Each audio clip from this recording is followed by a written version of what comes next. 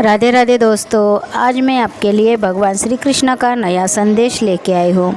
इस कथा को सुनने से आपका जीवन बदल जाएगा, आपके जीवन में आने वाले संकट दूर हो जाएंगे। तो दोस्तों, आप हमारे चैनल पे नए हो तो चैनल को सब्सक्राइब कीजिए, राधे राधे टाइप कीजिए। तो कथा महाभारत की है।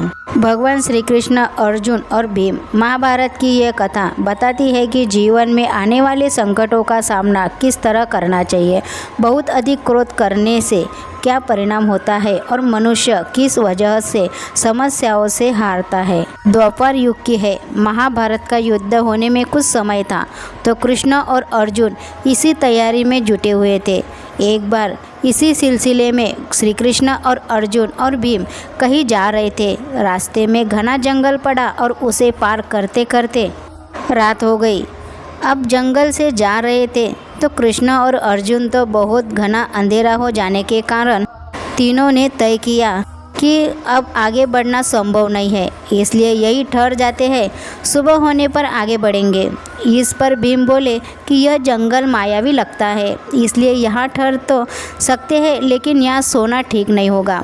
श्री कृष्ण और अर्जुन दोनों को थका हुआ पाकर भीम ने कहा कि तुम दोनों सो जाओ, मैं जाकर पहरा देता हूँ। इस पर श्री कृष्ण ने कहा, थके तो हम तीनों ही हैं, ऐसा करते हैं कि बारी बारी से एक प्रहर जाकर पहरा देते हैं। सहमति होने पर श्री कृष्ण और अर्जुन सो गए और भीम जागकर पहरा देने लगे। कुछ ही पलों में श्री कृष्ण अर्जुन गहरी नींद में चले गए और तभी भीम को एक भयानक आकृति उनकी ओर आती दिखाई दी। वह कोई राक्षस था। राक्षस से हुआ युद्ध। राक्षस उन्हें देखते ही जोर से चीखा और भीम क्रोध में भर गए। इस घटना का एक विचित्र असर हुआ कि क्रोध के कारण भीम का आकार कुछ छोटा हो गया और राक्षस का आकार बढ़ गया।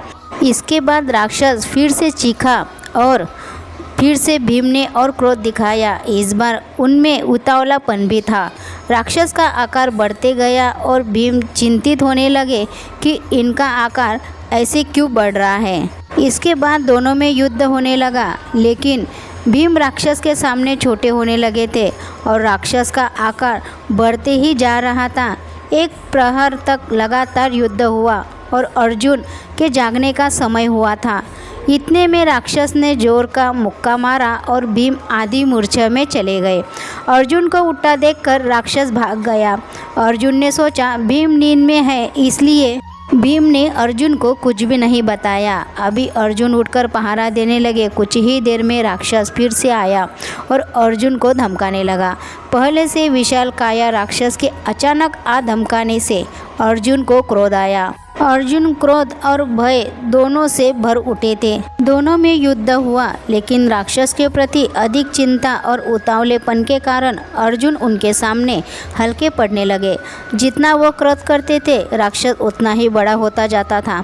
अर्जुन की सारी विद्याएं धरी की धरी रह गई। अब राक्षस ने आकार बढ़ाया और अर्जुन को उठाकर पटक दिया। इतने में भगवान श्री कृष्ण उठने का समय हो गया था। राक्षस फिर से भाग गया। अब कृष्ण पहरा देने लगे। कुछ देर बाद वही राक्षस उनके सामने आया और जोर से चीखा। कृष्ण जरा भी नहीं घबराए और बोले, बताओ तुम इस तरह चीख क्यों रहे हो, क्या चाहिए तुम्हें। इस बार भी कुछ ऐसा ही विचित्र घटा। कृष्ण के साहस के कारण उनका आकार बढ़ गया और राक्षस का आकार कुछ घट गया। राक्षस को पहली बार कोई ऐसा मिला था जो उससे डर नहीं रहा था। घबराहट में पुनः श्री कृष्ण पर जोर से चीखा।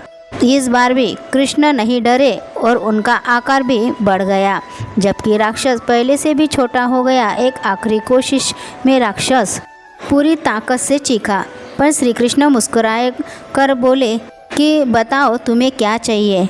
इस तरह हंसकर और प्यार से बात करने पर राक्षस तिल चटे के आकार जितना हो गया। श्री कृष्ण उसे हथेली में लेकर अपनी धोती में बांध लिया और फिर से कमर में खोस कर रख लिया। कुछ ही देर बाद सुबह हो गई। भगवान श्री कृष्ण ने भीम और अर्जुन को चलने के लिए उठाया और उस जंगल से वो धीरे धीरे आगे बढ़ने लगे। अर्जुन ने संकोच करते हुए रात की पूरी घटना भगवान श्री कृष्ण को बताई। वो तो सब जानते थे। उन्होंने भीम की ओर भी देखा। लज्जित हुए भीम ने कुछ भी नहीं कहा।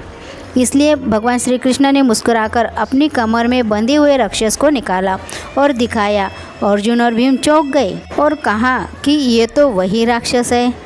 भगवान श्री कृष्ण बोले कि ये राक्षस नहीं है, ये तो तुम्हारे मन में जो क्रोध बैठा हुआ है वो उसी का ही परिणाम है। वो अनावश्यक क्रोध है। यह तुम्हारा उतावलापन भी है। जितना तुम क्रोध को बढ़ाओगे उतना ही उसका आकार बढ़ते जाएगा। यह ताकतवर हो जाएगा। तुम इसके सामने मौन हो जाओगे। यह जीवन में आने वाली समस्याओं का भी प्रतीक है। जब जीवन में तुम किसी समस्याओं को लेकर उसका सामना करने से बचोगे तो वह ऐसे ही अनियंत्रित हो जाएगा और तुम्हें कमज़ोर बना देगा। मैंने सिर्फ हंसकर उसका सामना किया, क्रोध बिल्कुल नहीं किया। इसके कारण इसका आकार छोटा होता चला गया। भगवान श्री कृष्ण कहते हैं कि यह राक्षस वाकई हमारे जीवन में आने वाली समस्याएं है। विपरीत स्थितियों का सामना करने के बजाय सिर्फ उनकी चिंता करने और क्रोध करने से स्थिति और गंभीर हो जाती है। लेकिन अगर हम उसका हंसकर सामना करते हैं तो यही समस्या धीरे धीरे छोटी होती चली जाती है। अंत में हम उन पर काबू पा लेते हैं। तो दोस्तों, आशा करती हूँ कि ये संदेश आपको पसंद आया होगा। संदेश पसंद आए तो अपने चैनल को सब्सक्राइब कीजिए, लाइक कीजिए, शेयर कीजिए। मिलते हैं ऐसे ही नई कथाओं के साथ, श्री कृष्ण संदेश के साथ। जय श्री कृष्ण, राधे राधे।